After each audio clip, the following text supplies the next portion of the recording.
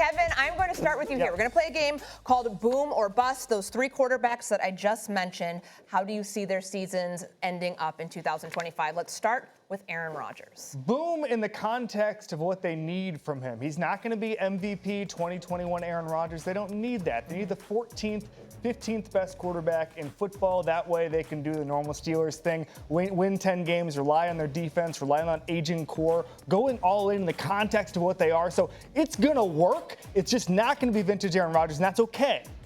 I got to go Boom for 14 games. Here's why. He's going to be 42 in December. Last year, Pittsburgh gave up sacks at the 28th worst rate, meaning they really struggled protecting the pass. Yeah. They're going to get back Troy Fontenot this year, but I just don't see him making 17 games.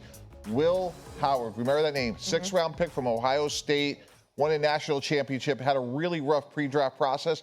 I like his ability, and I think at some point late in the season, we're going to see him play meaningful games. Forget the name, by the way. Forget the name Will Howard. You said remember the name, forget the name. So you're considering a boom as a situation in which the Steelers end the season with sixth-round pick Will Howard. That's boom. What a boom. That feels busty to me, and I'm going to agree with you because I'm changing your answer to bust because that's what it feels like what you're doing. This is a bust. This is a bust for Aaron Rodgers. I just don't believe it. You want a 14th to 15th best quarterback. I'm not sure Aaron Rodgers is that guy to even be that good of a quarterback. He has not been good for half a decade now as Aaron Rodgers. He's not been that good of a quarterback, but also you're also bringing the Aaron Rodgers-ness to this. You're not just bringing a guy who may be a middle-of-the-pack quarterback. You're bringing a guy who is a middle-of-the-pack quarterback who is a dissenter, who is a guy who can cause issues in that locker room. I know Tomlin is there to sort of stabilize, but Tomlin may be on his way out also. I just don't think Aaron Rodgers is more bad and more disaster than he has a possibility of being good for them. Yeah, I mean, if you're saying he's not been a good quarterback in the last 5 years, 3,800-something yards, nearly 30 touchdowns, 11 interceptions, it's pretty good. That's like, I'd put that in the above average category for most quarterbacks, which is why I think this will be boom for a number of different reasons, particularly the fact if it doesn't work. It's the greatest thing. This is the reset of all resets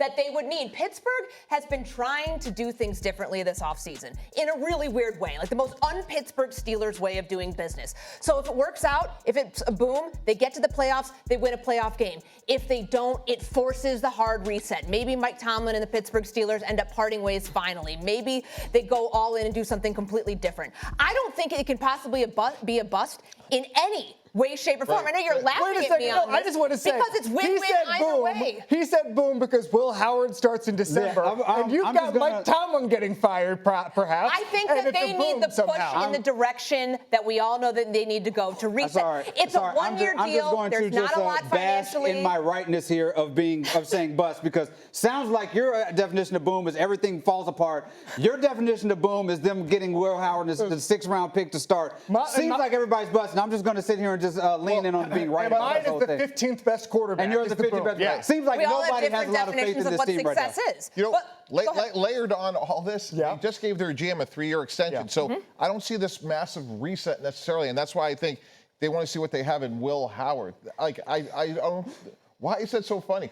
It's funny. He's not good. He's not good. They would go to Mason Rudolph before they would go. Okay. He just won a national championship and played really well. Jeremiah Smith won a national championship. No. Ryan Day, Chip Kelly, that defense, the offensive line. Travion Henderson. I got all the running back. Yeah. Way down on the list is Will Howard. But here's what I say. We have Will Howard B-roll going on right now. And shout out to Will Howard. Happy 4th of July to him. Yeah, exactly. But look, stats and history tell us that at 42 years old, it's unlikely that Aaron Rodgers is going to play in 17 games.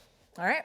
Well, we're all in really weird disagreement Bust all around, on that everybody. one. Good job. Good job. All right, Kevin, going down the line again, is Russell Wilson going to be boom or bust? This one's going to be a bust with no qualifications, okay? I'm not going to call him the 18th best quarterback or whatever.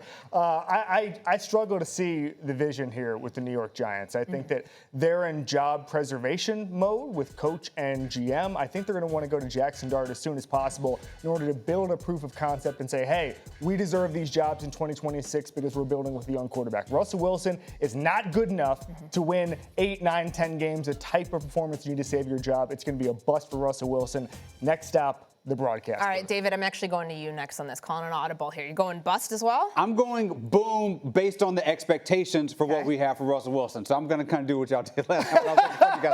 The boom here is that Russell Wilson is going to be a leader in that locker room, and he's going to be somebody who a young quarterback would want to learn under. So I'm not sure how many games he's going to necessarily win. He can be a stabilizing force. He's not going to turn the ball over a ton. He's not going to be a disaster for this team. But in terms of what you brought Russell Wilson on there to do, which is be a locker room leader, which is be somebody who can guide the future of your organization, I think it'll be a boom. Okay, Mike T.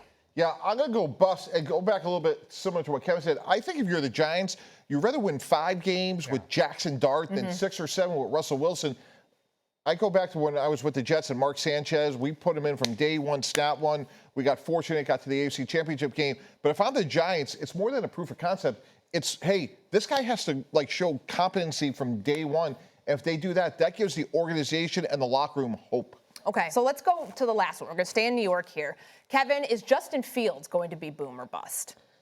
I'm going to qualify the bust here. Okay. All right. Okay. All right. Like a hard bust? It's not like the soft qualifier here, hard bust? All right. So he's a bridge quarterback, right? And until Aaron Rodgers signed a couple weeks ago, he was the only quarterback in football making between, I think, $12 and $30 million. Okay, that's the definition of a bridge quarterback.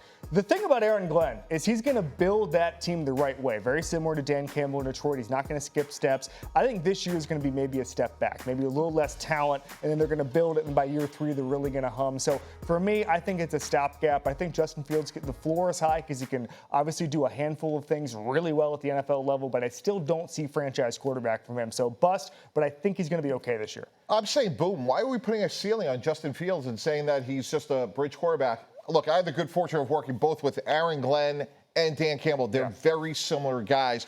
This team is going to be the Detroit Lions East. Maybe not the highest ceiling, but they're going to be well coached. They're going to be tough. And I think Justin Fields is a manifestation of Aaron Glenn as a quarterback, much the way we hear Todd Bowles and Baker Mayfield being very like-minded. And I just think this is a team that's going to be hard to beat. Penalties, turnovers, those will all go down. And I think Justin Fields still has some really intriguing ability. He's given the starting job unconditionally.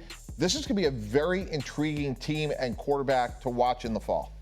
I'm going boom. I'm not no caveat. Standing on business, boom. There we go. 2 words, Sam Darnold. I think that this may be a situation in which Justin Fields has that sort of growth where I think he got a raw deal for the first part of his career, Courtney, all about the situation that he was dealing with. And I think the talent is there, and I think that he is in a better situation. I think we're going to see that improvement. I just have hope and belief in Justin Fields as somebody who can turn this team around. What franchise failed Darnold the first time?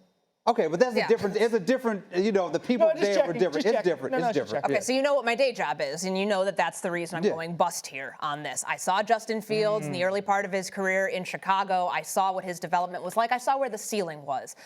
I think that this is, if you want to call it bridge quarterback, high-end backup, below average level starter, there's so much at stake for him. He got a 2-year deal. If he doesn't prove it now on a team that's not necessarily set up to win in 2025, it's going to be next to impossible for him to be a starter somewhere else. So I think it's going to be a bust for him. I think it's probably a 6-7 win team at best. Yeah. And I don't think that, I think that we've seen the best that we will see from Justin Fields. Courtney, to David's point, you look at guys like Geno Smith, Sam Darnold, Baker Mayfield. They've been on 3 or more teams. Quarterback development just happens in weird ways. There's no timelines. And I'm betting on the character of Justin Fields. The old expression, the tape sets the floor and the character sets the ceiling. Again, maybe it's Sam Darnold.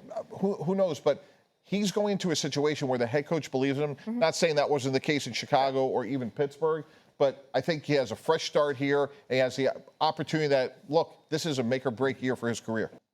First of all, it's good. There are some organizations that shun their former players or keep them at arm's length and don't want them around. It's good to embrace your history. There's a couple things about it. Number one is the Super Bowl ring guys are going to come around and say, oh, this team is not even close to the level of talent that we had 30 years ago or 50 years ago, depending on when you won those rings. But no, I think that a lot goes into winning culture, and you don't really know what it is, but I think that they're the 3rd best team in the division, and that's not, you don't get a ring for that yet. I guess they could print some. I know if Jerry could make money, he'd print third place ranks. Mike T? Yeah, no, look, I agree similar to Kevin. I think Brian Schreiber is going to do a great job. I worked with him for a long time in New York. He's very relatable to the players, and let's face it, Dak Prescott at $60 million a year had to sign off on this hiring. So that's a great start. Their defense is going to be a work in progress, but this is a team that I think will play better than expected, probably in third place. Far cry from where the expectations were a year or two ago, but maybe that gives them a little time to build things the right way. Yeah, I have a personal story. It's kind of similar to this. Earlier this week, I was a little bit nervous about First Take and how I was going to feel about doing this thing. And then I saw Kevin Clark here in the green room, and they said, this guy's been on here a lot. He's a world champion First Take person. I said, oh, well, if Kevin Clark could do this, I could definitely do this. This is something that'll motivate the Cowboys. They see other champions out there, then maybe that'll make them feel like, hey, I could do this too. So I think that this could have a similar impact on them. Come collect your First Take Summer Friday ring. There you go. We got it. Those have diamonds on it? Those worth lots anything? of diamonds. Yeah, lots rubber? of diamonds. Yeah, very nice. All jokes aside, did Mike McCarthy not embrace the history enough? Because it feels like every Cowboys coach has to go through this and play to the past, which you should do. But does this actually translate to wins? Do you think this is more just a feel-good sort of story that we're talking about in the offseason, or can this actually have a tangible effect? Yeah, I think Mike McCarthy is a very good coach, but the expectations were just too much, and they really never got over the hump. And let's face it, at this point, Philadelphia certainly has surpassed them, and Washington is certainly well on their way. And that's why I think the difference is, hey, you can embrace your past, you can learn from the all-time greats, Troy, Emmett, and the like, but it's the expectations that, again, this is beyond, Dak, the nucleus is very young. Now, they got to figure out what to do with George Pickens, but that's why I think he has a chance to have a good first season and establish a program here. I think part of it, Courtney, is it speaks to how much goes into being the Cowboys coach. It's not football. Yeah. It's not only embracing the history. You go to an Oxnard training camp practice, and you got to go glad hand with CSI actors and embrace 5,000 fans who all came from all over America to see it. It's different in Dallas. It really is. And so I think it's just about, hey, bring everybody back, embrace the community, embrace the job, because it's a one-of-one job. Well, that's the lore of the Dallas Cowboys. Now, whether it's relevant today or not, I think remains to be seen. And since we love leaning into a theme here on First Take, we have to ask, on America's birthday, who is the real America's team? Is it Dallas, Mike D? Yeah, I think it is for now. I mean, because we talk about them a lot. The owner is out, has press conferences almost every day, to Kevin's point. But I think if we would spin this question forward, I'm going with the Kansas City Chiefs over the next decade, because they have the Michael Jordan of this era in Patrick Mahomes. They have a Hall of Fame coach. They have sort of the foundation of being a dynastic team. And geographically, they are right smack in the middle. So I'm saying Dallas for today, but Kansas City for tomorrow. Okay, David? Okay, so, I mean, they also have the benefit of the Taylor Swift thing. I mean, when you got Swifties on board, that helps too. But the idea that winning is part of what makes you America's team, I don't think that's necessarily the case. If that was the case, the Cowboys would not have been America's team for a very long time. I think America's team is just about the fanaticism, the fandom, and you're not going to wrangle that away from the Cowboys. If you go on here, if I look at this camera right now and say the Cowboys are trash, my mentions are going to be on fire with some of the worst things I could ever imagine people being said, because there's so much fanaticism about the Dallas Cowboys. They are America's team. They're not a good team, and they're all over primetime. Every single year, they bring in the ratings. Everybody has an opinion about the Cowboys, love or not. People don't watch sports. They either love the Cowboys or they hate the Cowboys. They are quintessentially America's team, and it is sort of baked into America's culture so much that I don't know how anybody can just rip it from the claws of the Cowboys. So, David, I agree with you in that you're never going to have a bigger fan base than the Cowboys. It is unbelievable. We all work in media or the internet. We understand what the numbers are. Okay, that's why we talk about the Cowboys so much. But when I talk about what it means to be America's team, what it means to be American, I don't think there's any team more American than the Detroit Lions. And what it means to be a football fan in America and to just hope for something better, know something, just have the faith that something is going to happen that is great. That's been the Lions fan base for 50, 60 years. It's finally happening. I spent time with Dan Campbell when he first took the job, and he was choking up thinking about all that Lions fans have been through, because he's talking about he was a player there in 2008 when the housing market crashed and the car company started to go under. And he understood their pain. That's what he wanted to say. He said when he took the job, he wanted Detroit fans to know he understood their pain and felt it. It's just a community thing that spreads to the entire country. If they make the Super Bowl, it is going to be a national event. You could be describing the Cleveland Browns, though, based on your logic there Well, of like one teams team that is have suffered, one team fan is bases good. that One have team is suffered. good. So I think winning should be a big qualifier for why you're America's team. Because I remember literally 365 days ago, I did this exact topic sitting in this chair here on First Take, and I said it was the Kansas City Chiefs because they were coming off of a Super Bowl. Right now, I'm saying it is a Philadelphia Eagles. And it's not just the fact that they won a Super Bowl. That's obviously a big one. They've been there multiple times since 2017. They also have 3 of the most likable players in the NFL. Jalen Hurts, A.J. Brown, Saquon Barkley. Like, you guys are looking at me like I have 5 heads. Tell me I'm wrong on any of that. These rough people, off season for our guy Saquon, but that's these people different. are a brand in their own right. The team is becoming a brand in its own right, a national brand, an international brand. So you combine all of those things together, they have every single makeup that the Dallas Cowboys have, yet they're actually successful. Like, that to me is what makes America's team. Who in America are the hunted, and who in America is the team that's winning the most? That is the Philadelphia Eagles.